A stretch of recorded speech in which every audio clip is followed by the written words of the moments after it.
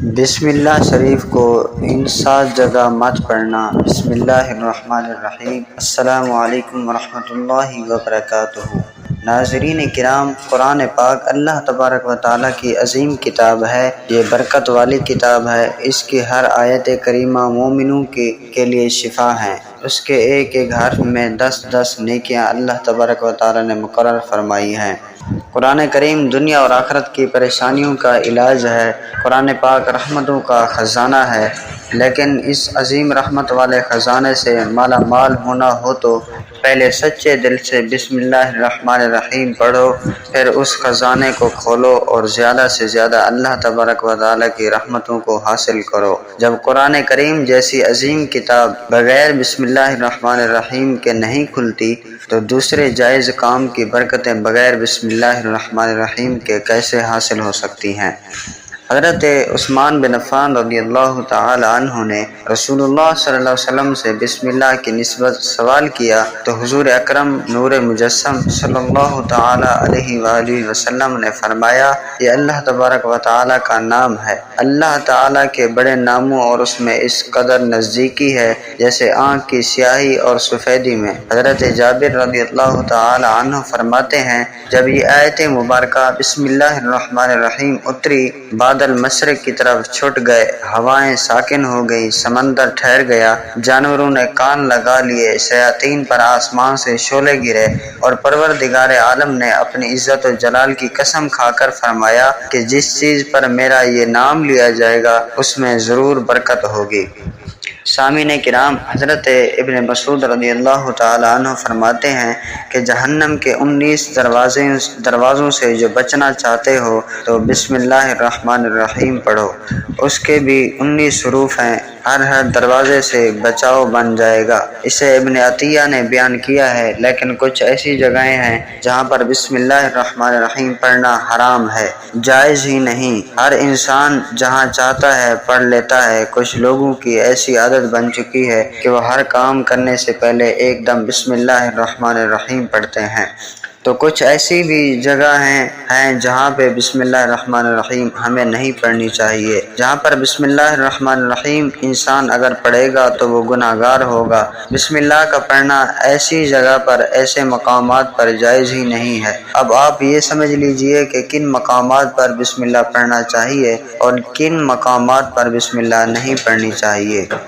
محترم ناظرین، آپ نے سنا ہوگا کہ ہر کام شروع کرنے سے پہلے بسم اللہ الرحمن الرحیم پڑھنا چاہیے، کیونکہ بسم اللہ الرحمن الرحیم کا معنی ہے کہ اللہ تبارک و تعالیٰ کے نام سے شروع، جو بڑا مہربان نہایت رحم کرنے والا ہے۔ یعنی ہم جو کام شروع کر رہے ہیں وہ اللہ کے نام سے شروع کر رہے ہیں تاکہ اللہ تبارک و تعالیٰ ہماری اس کام میں برکت عطا فرما دے۔ اور بسم اللہ پڑھنے کے فائدے بھی بہت زیادہ ہوتے ہیں کہ اگر کوئی انسان کسی کام کو بسم اللہ پڑھ کے کرتا ہے تو اللہ تبارک و تعالیٰ اس کام میں برکت عطا فرماتا ہے۔ اور یہ سنت بھی ہے، حضور اکرم صلی اللہ علیہ وسلم نے بہت سارے مقامات پر ہمیں بسم اللہ الرحمن الرحیم پڑھنے کی تاکید فرمائی ہے، اور حضور اکرم صلی اللہ علیہ وسلم نے بسم اللہ الرحمن الرحیم پڑھنے کا حکم دیا ہے۔ اب اگر آپ کوئی بھی نیک کام شروع کر رہے ہیں، اس نے ایک کام شروع کرنے سے پہلے بسم اللہ الرحمن الرحیم اگر آپ پڑھ لیں گے تو آپ کی سنت بھی ادا ہو جائے گی،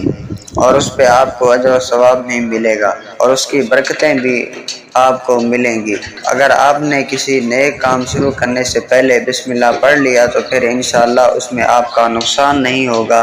اللہ تبارک و تعالیٰ خود آپ کا حامی و مددگار اور ناصر بن جائے گا، کیونکہ آپ نے اپنے کام کو اللہ تبارک و تعالیٰ کے نام سے شروع کیا ہے کہ ہمارا کام تھا کرنا، اور بندہ کیا کرتا ہے اور اس کے بس میں ہوتا کیا ہے۔ بندہ تو اسباب اختیار کرتا ہے، اور بندہ کر بھی کیا سکتا ہے۔ بندے کے ذمہ صرف اسباب کا اختیار کرنا ہے کہ آپ کسی کام کو کرنے سے پہلے سبب اختیار کریں گے، ہمیں یہ کام کرنا ہے، باقی اللہ تبارک و تعالیٰ کے سپرد کریں۔ آپ اپنے کام کو کریں، باقی جو آپ کا کام ہے وہ اللہ تبارک و تعالیٰ کے سپرد کریں۔ ایک مرتبہ ایک صحابی آ کر عرض کیا، یا رسول اللہ صلی اللہ علیہ وسلم، میں پریشان ہوں، ہمارے اونٹ کہیں کھو گئے ہیں۔ تو آپ صلی اللہ علیہ وسلم نے ان کو فرمایا کہ اللہ تبارک و تعالیٰ پہ بھروسہ کرو اور اللہ پہ بھروسہ ہی اصل چیز ہے۔ یہ وہ لوگ ہیں کہ میں نے اللہ پر بھروسہ کر لیا۔ اللہ پاک کافی بہترین کارساز ہے۔ جو کوئی صحابہ کرام رضوان اللہ تعالیٰ علیہ اجمعین نے عرض کیا یا رسول اللہ ہمیں اللہ کی ذات پر بھروسہ ہے، کیا ہم اپنے اونٹوں کو ایسے ہی چھوڑ دیں؟ اگر ہماری قسمت میں ہوں گے تو ہمارے اونٹ واپس آ جائیں گے اور مقدر میں نہیں ہوں گے تو چلے جائیں گے۔ ہمیں اللہ تبارک و تعالیٰ کی ذات پر بھروسہ ہے۔ تو حضور اکرم صلی اللہ علیہ وسلم نے فرمایا کہ نہیں، پہلے اپنے اونٹ کو باندھو پھر اللہ کی ذات پر بھروسہ کرو، یعنی ہمارے ذمے جو کام ہے وہ ہمارے اوپر کرنا لازمی ہے۔ اسباب کا انکار کرنے والا جاہل ہوتا ہے، اسباب کا انسان انکار کر نہیں سکتا۔ ہم تو ہاتھ رکھ کے بیٹھ جائیں گے، اب اللہ تبارک و تعالیٰ رزق لائے گا کیونکہ وہ رازق ہے، وہ ہمیں کھلائے گا۔ لیکن آپ اپنی محنت کیجئے، آپ اسباب اختیار کیجئے، پھر اللہ تبارک و تعالیٰ کی ذات پر چھوڑ دو۔ آپ پہلے جاؤ مزدوری پر، آپ کام پر جاؤ، آپ کاروبار کرو، پھر اللہ تبارک و تعالیٰ کی ذات پر چھوڑ دو کہ پروردگار عالم اب ہمارا کام تھا، ہم نے کر لیا، آگے تیری رضا ہے اور تیری رحمت کے ہم امیدوار ہیں۔ صرف ہمارے کمانے سے رزق تھوڑی ملتا ہے۔ آپ نے کمایا، بس کما کے لے آئے، اس کے علاوہ آپ غور کیجئے کہ دانے کو زمین سے نکالا کس نے، اس کے بعد پھر اس کو گیہوں کی شکل میں، پھر وہ آٹے کی شکل میں بنا، پھر وہ روٹی بنتی ہے۔ ہم سمجھ رہے ہیں کہ یہ ہماری محنت سے ہو رہا ہے۔ ہم نے روٹی بنائی، روٹی بنا کے ہمارے سامنے آئی، اس کے بعد ہم نے جیسے اس کو بسم اللہ الرحمن الرحیم پڑھ کر کھایا تو اب ہمارے حلق پر ایک فرشتہ بیٹھا ہوا ہے، وہ فرشتہ اللہ سے اجازت مانگ رہا ہے۔ حلق میں ہماری دو نالیاں ہوتی ہیں، ایک نالی ہوتی ہے جو سانس کی ہوتی ہے، ایک نالی وہ ہوتی ہے جس سے رزق اندر جاتا ہے، کھانا اندر جاتا ہے۔ یہ دو نالی بالکل برابر ہوتی ہیں اور دونوں کا ایک ہی چھید ہوتا ہے، لیکن پھر وہ اندر جا کر الگ ہو جاتی ہیں۔ اب آپ یہ سوچ کر دیکھیں کہ فرشتہ یہاں پر بیٹھ کر اللہ تبارک و تعالیٰ سے پوچھتا ہے ہمارے ہر لقمے پہ کہ مولا اس لقمے کو زندگی کا سبب بناؤں یا موت کا باعث بنا دوں۔ اب اللہ تبارک و تعالیٰ کی اگر مرضی ہوتی ہے تو وہ لقمہ زندگی کا سبب بن جاتا ہے، اور اگر اللہ تبارک و تعالیٰ کی مرضی نہیں ہوتی تو وہ لقمہ موت بن جاتا ہے۔ یعنی اگر وہ لقمہ بجائے خوراک والی نالی میں جانے کے اگر وہ سانس کی نالی میں چلا جائے تو پھر انسان ختم ہو جائے گا۔ تو آپ دیکھیں ہم نے اتنے سارے کام کیے لیکن فرشتہ یہاں پر بیٹھا ہوا ہے کہ اس نوالے کو اس لقمے کو کہاں لے جانا ہے۔ تو یہ آپ نے اسباب اختیار کیے، یعنی اس کو اسباب اختیار کرنا کہتے ہیں، اور اللہ تبارک و تعالیٰ پر چھوڑ دیا تو نیک کام شروع کر رہے ہیں، کھانا کھا رہے ہیں تو ہمیں بسم اللہ پڑھنے کی تاکید کی گئی ہے۔ لیکن بہت سارے لوگ ایسے ہوتے ہیں کہ کچھ حرام کام کرتے ہیں، جیسے مثال کے طور پر اگر کوئی انسان جوا کھیل رہا ہے تو اس میں بسم اللہ کا پڑھنا حرام ہے کہ اللہ کے نام سے شروع۔ اللہ نے کب کہا تھا کہ آپ جوا کھیلو جا کر؟ اللہ نے کب کہا تھا کہ آپ شراب بیچو جا کر؟ آپ اللہ تبارک و تعالیٰ نے کب کہا تھا کہ آپ جھوٹ فریب مکر کرو جا کر؟ اللہ تبارک و تعالیٰ نے تو کہا ہی نہیں۔ ایک شخص نے بڑی عالیشان منزل بنوائی اور اس پر لکھا تھا ھذا من فضل ربی، اور شیطان نیچے بیٹھا رو رہا ہے۔ تو لوگوں نے پوچھا تو کیوں رو رہا ہے؟ تو اس نے کہا کہ دیکھو میں نے اس سے جھوٹ بلوایا، فراڈ کروایا، ہم نے اس کی بلڈنگ فراڈ کر کے بنوائی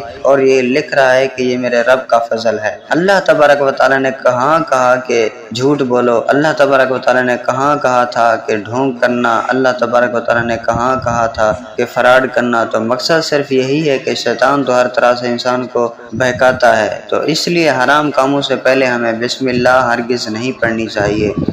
ہمیں ہر کام شروع کرنے سے پہلے بسم اللہ الرحمن الرحیم پڑھنا چاہیے۔ ہمیں احتیاط رکھنی چاہیے کہ جب ہم باتھ روم کے اندر داخل ہو چکے ہوں نہانے سے قبل بسم اللہ نہ پڑھیں۔ باتھ روم میں جانے سے پہلے ہم بسم اللہ الرحمن الرحیم پڑھیں، اور باتھ روم کے نکلنے کے بعد جب کپڑے پہنیں تو پھر بسم اللہ الرحمن الرحیم پڑھیں۔ اور کوئی انسان کاروبار کرتا ہے، اب اس نے جھوٹ بولا اور پھر اس کے بعد پیسے لیتے وقت بسم اللہ الرحمن الرحیم پڑھا، تو ایسی جگہوں پر جہاں پر حرام کام کوئی بندہ کرتا ہے تو وہاں پر بسم اللہ الرحمن الرحیم نہیں پڑھنا چاہیے، کیونکہ اللہ تبارک و تعالیٰ نے آپ کو دنیا میں چھوٹ دے رکھی ہے کہ جیسا کرو گے ویسا بھرو گے۔ تو اللہ تبارک و تعالیٰ سب کو دیکھ رہا ہے کہ کون کیا کر رہا ہے۔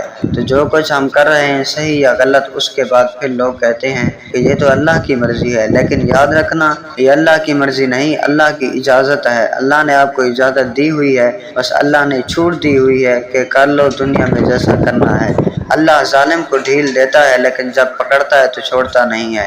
اللہ کی پکڑ بڑی سخت ہے، تو دنیا میں اللہ دیکھ رہا ہے، یہ مرضی نہیں ہے اللہ کی کہ آپ گناہ کرو، لیکن اللہ نے بس اجازت دے دی ہے کہ آپ کر لو، دیکھیں کتنا کرو گے۔ ایک دن آؤ گے میرے پاس، جب آؤ گے تب ہم فیصلہ کریں گے۔ مالک یوم الدین، انصاف کے دن کا حاکم تو اللہ کو سمجھیں گے، اور ہمیں یہ سمجھنا چاہیے کہ کون سے کام ہمیں کب کرنے چاہیے، کب نہیں کرنے چاہیے۔ جو سنت رسول صلی اللہ علیہ وسلم پر ہم عمل کریں گے تو اللہ تبارک و تعالی ہمیں کامیاب کر دے گا، دنیا میں بھی اور آخرت میں بھی انشاءاللہ تبارک و تعالی۔